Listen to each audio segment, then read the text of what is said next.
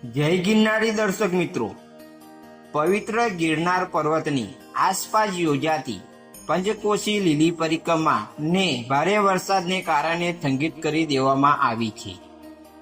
રાજ્યભરમાં પડેલા કમોસમી વરસાદના અનરાધાર વરસાદના પગલે પરિક્રમા સમગ્ર રૂટ પર માઠી અસર થતા વહીવટતંત્ર દ્વારા લાખો શ્રદ્ધાળુઓને સુરક્ષાને ધ્યાનમાં રાખીને આ મહત્વપૂર્ણ નિર્ણય લેવામાં આવ્યો છે.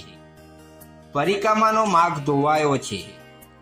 મળતી માહિતી મુજબ છેલ્લા કેટલાક દિવસોથી વરસી રહેલા વરસાદના કારણે પરિક્રમાનો સમગ્ર માર્ગ ખરાબ રીતે ધોવાઈ ગયો છે અને અનેક જગ્યાએ રસ્તા બીમાર બની ગયા છે.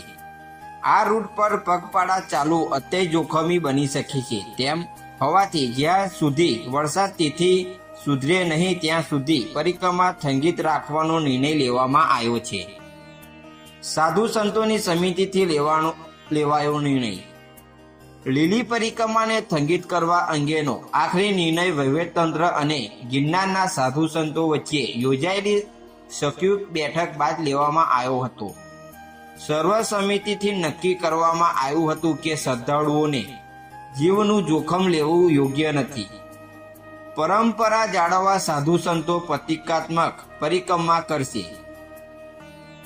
નોંધનીય એ છે કે પરિક્રમા સ્થગિત થવા છતાં સનાતન ધર્મની પરંપરા અને ધાર્મિક વિધિ જાળવી રાખવા માટે સાધુ સંતો દ્વારા એક મહત્વનો નિર્ણય લેવામાં આવ્યો છે.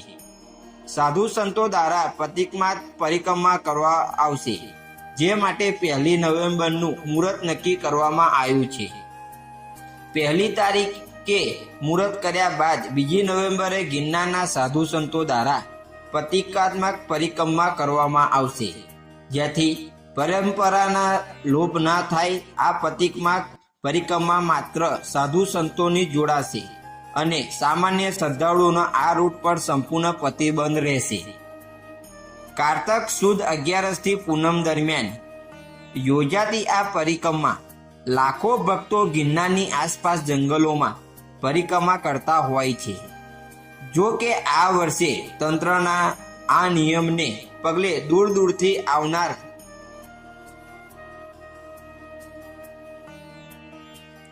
શ્રદ્ધાળુઓમાં નિરાશ વ્યાપી છે.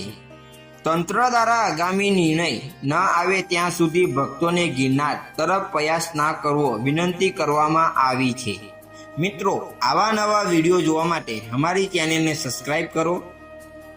કોમેન્ટમાં જય ગિરનારી જરૂરથી લખજો. જય ગિરનારી, હર હર મહાદેવ.